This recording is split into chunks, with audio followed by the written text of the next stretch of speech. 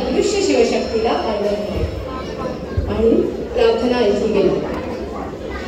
बाबासाहेबांचे शब्द उदार घेऊन म्हणेल, भीमाशंकरच्या जगात आणि नाणेघाटाच्या ओठात बसलेल्या शिवलिंगीवर उषःकाल झाला. पुत्र जिजाऊ साहेबांना झाला, पुत्र शहाजीराजांना झाला, पुत्र सह्याद्रीला झाला, पुत्र महाराष्ट्राला झाला, पुत्र भारतवर्षाला झाला आणि शिवनेरीवर शिवरायांचा पाळणा आंदोलू लागला.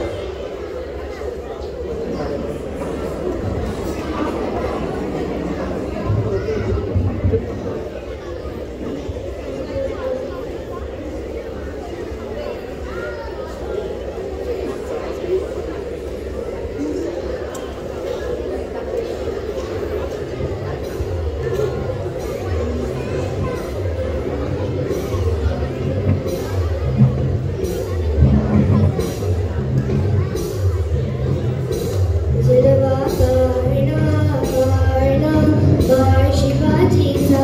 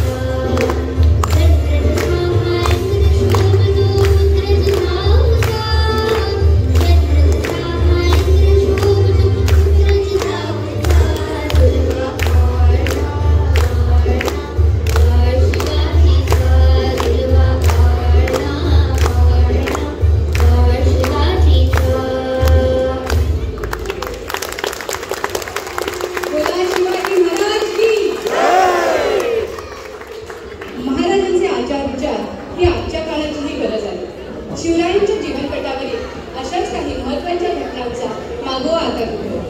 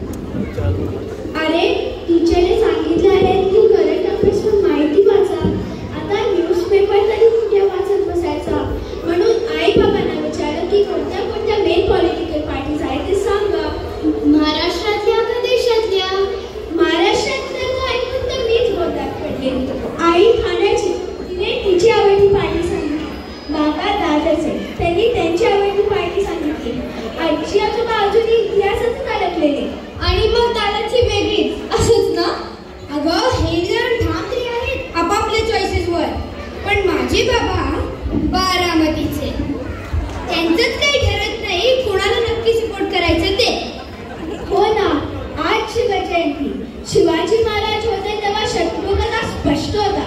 आता हे सगळे आपल्या आपल्यातच भांडतात. हो ना, कशीही नावं ठेवतात, काहीही टोमणे मारतात, नुसता सावळा गोंधळ.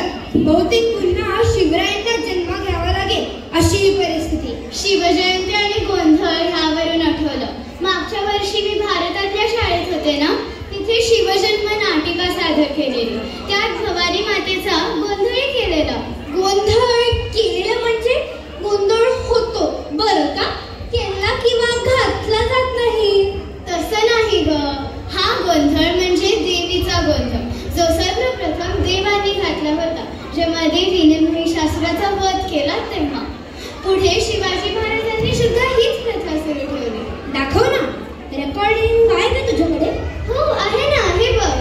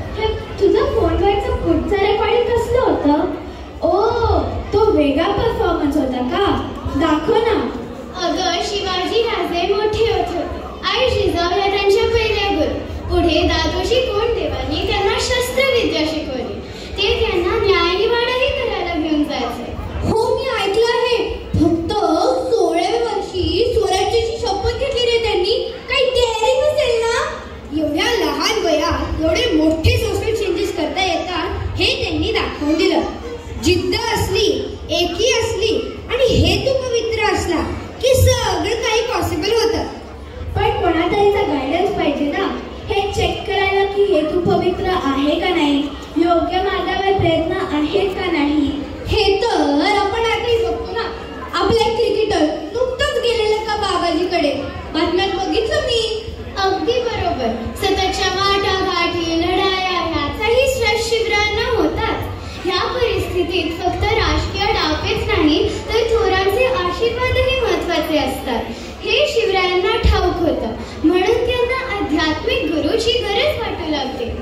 ते आपल्या मूवी मध्ये नाही का, कोणतरी खूप आजारी असतं, मग डॉक्टर सांगतात इन्हें दवा की नहीं दुआओं की जरूरत है. फिल्मी कुठली गंमत नको करू ग, नीट आई. हा, तर म्हणून शिवरायांना स्पिरिच्युअल गुरुची गरज वाटू लागली. आई म्हणते अलीकडे मेंटल हेल्थ इश्यूज वाढले कारण लोकांना स्पिरिच्युअलिटी म्हणजे काहीतरी बोरिंग, नॉन हॅपनिंग असं वाटतं. मग स्ट्रेस आला की येतात युट्यूबवर मेडिटेशन करायला. नुसतं स्ट्रेस दूर करायला नाही तर लाईफमध्ये रिअल अचीवमेंट मिळावी म्हणून सद्गुरू पाहिजे. मला थोडं थोडं समजतंय पण बरंच डोक्यावरून गेलंय. पण म्हणजे शिवाजी महाराज पण खूप मेडिटेशन करायचे का? आपलं काम उत्तम करणे हे पण एक प्रकारचं मेडिटेशनच आहे बरं का. मन लावून सद्गुरूंनी सांगितलं तसं वागायचं हे खूप इम्पॉर्टंट आहे. याचाच अर्थ शिवाजी महाराजांच्या अचीवमेंट्स मध्ये त्यांच्या सद्गुरूंचा मोठा हात असला पाहिजे. अरे नुसता हात नाही, मार्गदर्शन आणि आशीर्वाद सुद्धा. तर तोच प्रसंग महाराजांना त्यांचे सद्गुरू कसे मिळाले तो दुसऱ्या परफॉर्मन्स मध्ये आहे, हे बघा.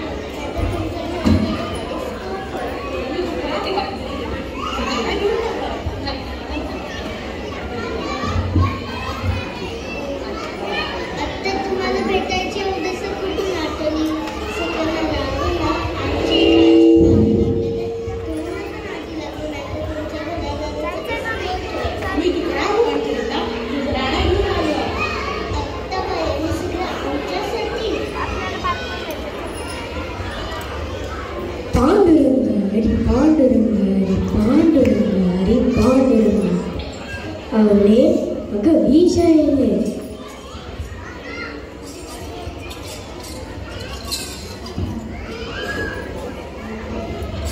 आम्ही देणे सखी म्हणा विठ्ठल विठ्ठल मुखी, तुमचे विठ्ठल गण ते माझ्या मुतिके समान. कंठी मेरा तुळसी व्रत करा एकादशी, म्हणता हरीचे दास तुका म्हणे नजई आसत.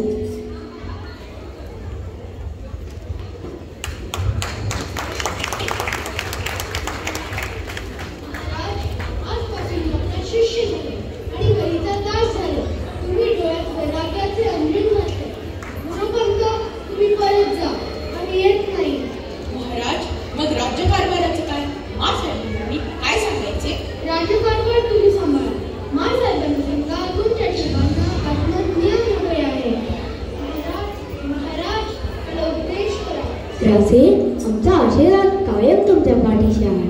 आज संध्याकाळी कीर्तनालय, तिथे तुम्हाला तुमच्या प्रश्नांची उत्तरे मिळतील. पांडुरंग हरी पांडुरंग हरी पांडुरंग हरी पांडुरंग.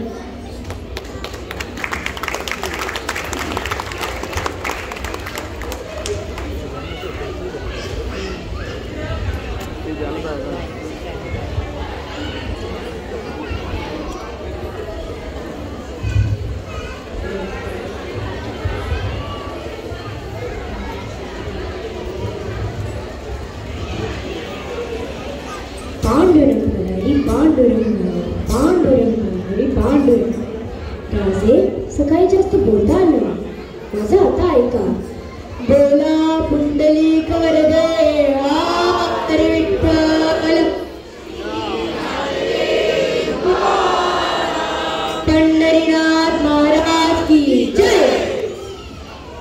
कुळधर्म ज्ञान कुळधर्म साधन कुळधर्म ज्ञान कुळधर्म साधन कुळधर्मी निदान आताच रे कुळधर्मी निदान आताच रे कुळधर्म महत्व कुळधर्म मान कुळधर्म महत्व कुळधर्म मान कुळधर्म पावन परलोकीचे कुळधर्म पावन परलोकीचे तुका म्हणे कुळधर्म दावी देवी देव तुका म्हणे कुळधर्म दावी देवी देव यथा विधभाव धरी होय यथा विधभाव धरी होय. आपापले कुलधर्म पालन सगळे मनुष्यांची कर्तव्य आहे. राजे आपण क्षत्रिय तेव्हा तुमच्या धर्माप्रमाणे तुम्ही प्रजेचे रक्षण केले पाहिजे. परंतु महाराज, आम्हाला वेळोवेळी आपल्या मार्गदर्शनाची गरज आहे, तेव्हा आम्हाला शिष्य करून घ्या. माझा ऐका राजे. राया छत्रपती ऐकावे वचन रामदासी ज्ञान लावा वेगी रामदास स्वामी सोयरा सज्जन यासी तू नमनारपी बापा शरण सावे रामदासा लागी नमन साष्टांगी घाली त्यासी तुका म्हणे राया मृतासो कल्याण सद्गुरु शरणासे बापा. राज पांडुरंग तुमच्या सदैव पाठीशी आहे. आमचं कार्य बघायचं संपत आलं. तुम्ही समर्थ रामदासांची भेट घ्या, ते तुम्हाला योग्य मार्गदर्शन करतील. पांडुरंग हरी पांडुरंग हरी पांडुरंग हरी पांडुरंग हरी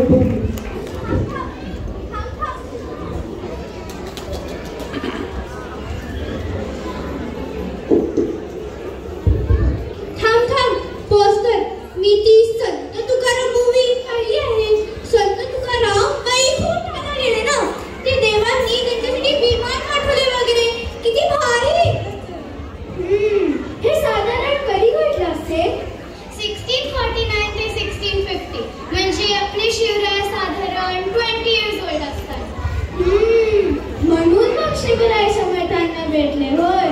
हो, आणि खुद्द समर्थांनी शिवरायांच्या सन्मानार्थ एक काव्य रचना केली आहे. गुरुने शिष्याबद्दल लिहिल्याच्या अगदी दुर्मिळ घटना आहे. त्यातलीच ही एक इतकी सुंदर रचना आहे ना ती. तेच पत्र वाचून शिवरायांनी तात्काळ समर्थांची चाफळजवळ भेट घेतली. हो, तेच पुढे आहे. आपण मध्येच थांबवलंय. हे बघा.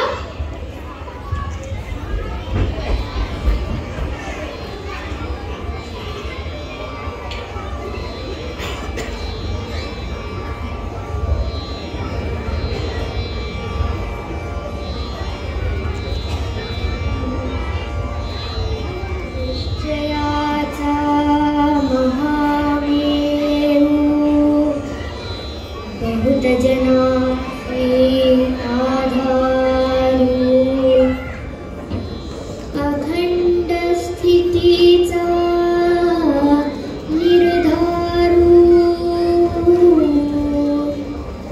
श्रीमंत योगी नरपती हयपती गजपती गणपती भूपती जडपती पुरंदरा शक्ती पृष्ठभागी यशवंत कीर्तिवंत सामर्थ्यवंत वरदवंत पुण्यवंत नीतिवंत जाणता राजा आचारशील विचारशील दानशील धर्मशील सर्वज्ञपणे सुशील सकळा ठाई धीर उदार गंभीर शूर क्रियेसी तत्पर सावधपणे नृपवर तुच्छ केले देवधर्म गो ब्राह्मण करावया संरक्षण हृदयस्थ झाला नारायण प्रेरणा केली या भूमंडळाचे ठाई धर्मरक्षी ऐसा नाही महाराष्ट्र धर्म राहिला काही तुम्हा कारणे कित्येक दुष्ट संहार्य कित्येकासी धाक सुटला कित्येकास आश्रयो जाहला शिवकल्याण राजा शिवकल्याण राजा शिवकल्याण राजा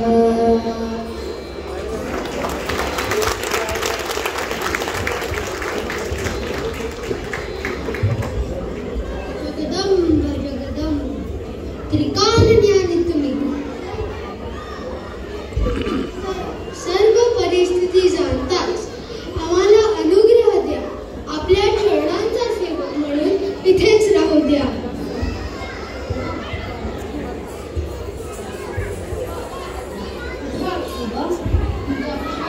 आपल्या लोकांपासून रक्षण करण्यात आलं सर्व स्वराज्यासाठी तुम्ही प्रेरणास्थान आहात साक्षात मातेचा तुम्हाला आशीर्वाद आहे उठा गनिमाला धडा शिकवण्यास सज्ज आपला आशीर्वादाची जागी जीवा मराठा देशका मेळवा आपला महाराष्ट्र धर्म वाढवावा ये विषय न करिता भगवा पूर्वज हासी जय जय रघुवीर समर्थ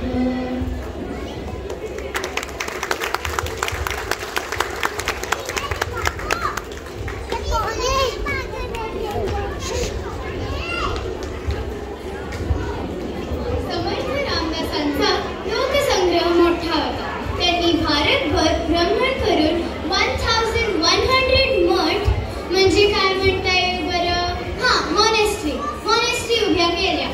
या मठात राहणारे मठात असोसिएटेड असणारे लोक शिवरायांच्या हेरांना म्हणजे स्पायजना बातम्या पुरवत असत. शिवरायांना माणसांची पारख अचूकपणे करता यायची आणि त्याला हेल्प केली समर्थांनी. या गुरु शिष्यांचा संवाद ही मोठी गंमत आहे बरं. हा संवाद सांकेतिक म्हणजे सिक्रेट भाषेत व्हायचा. वाईजवळ समर्थांचा एक मठ होता. त्याचे मठाधिपती हे वासुदेव गोसावी. यांच्याकडून समर्थांनी शिवरायांना एक पत्र पाठवले होते. त्या पत्रात अफजल खान येणार याची वार्ता मोठ्या खुबीने कळवली होती. म्हणजे मजा अशी आहे की त्या पत्रातल्या प्रत्येक लाईनचं पहिलं अक्षर घेतलं ना तर विजापूरचा सरदार निघाला आहे अशी गुप्त सूचना मिळते आणि निरोप बरोबर पोहोचतो. आम्हाला पण दाखव ना. हे बघा,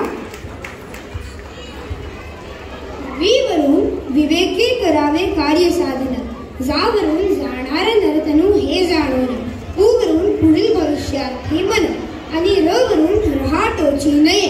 झालं की नाही? विजापूर. Just amazing. कसली भारी आयडिया आहे ही. मजा बघितली का? पत्र नुसतं वाचला तर त्यात राजकारणाबद्दल काही मेसेज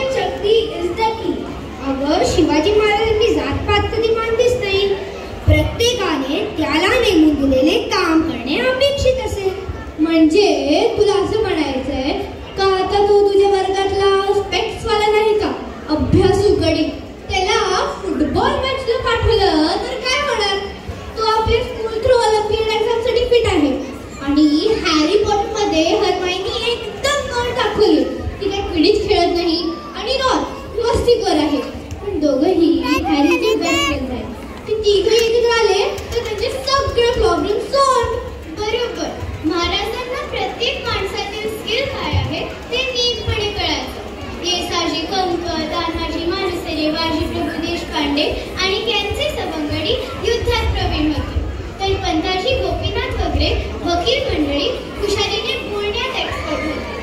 ह्या सर्वांची वीरगाथा पुण्यातून ऐकायला मिळते. बरोबर आहे. ए तुला ते आपले ओम आणि ईश्वरी माहीत आहेत का? त्यांचा पोवाडा ऐकलाय का तुम्ही? मी नाही ऐकला. थांब, मग आता लाईव्हच आहे, हे बघा.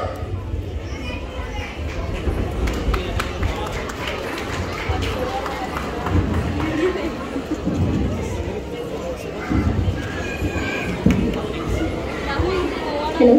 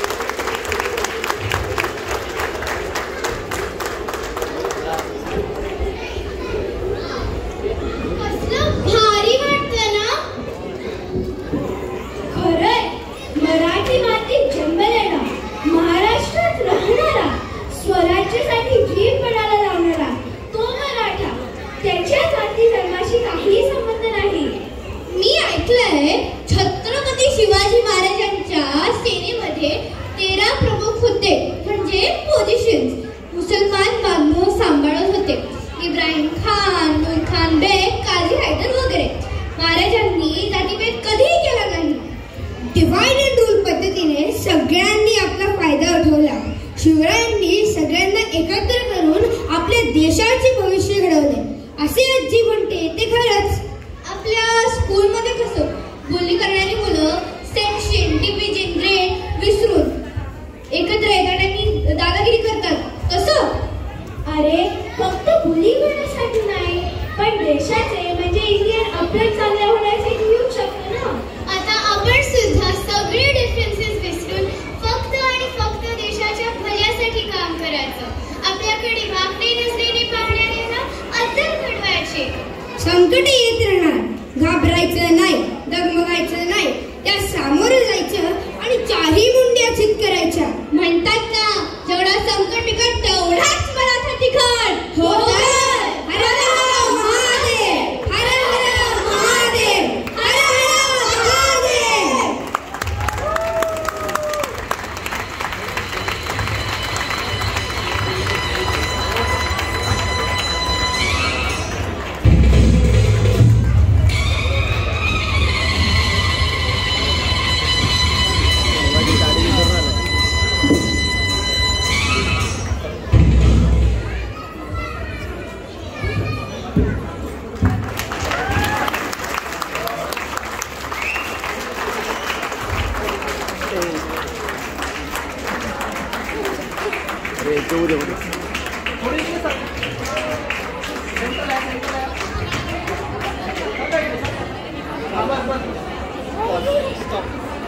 एक शूट होईल ना आपलं, हे होईल ना, हे केल्यावर.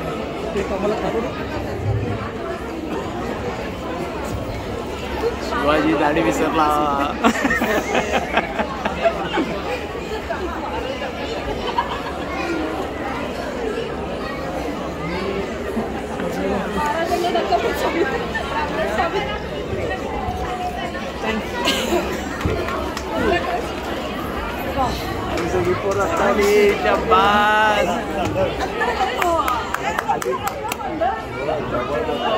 चला पॉज फिनिश.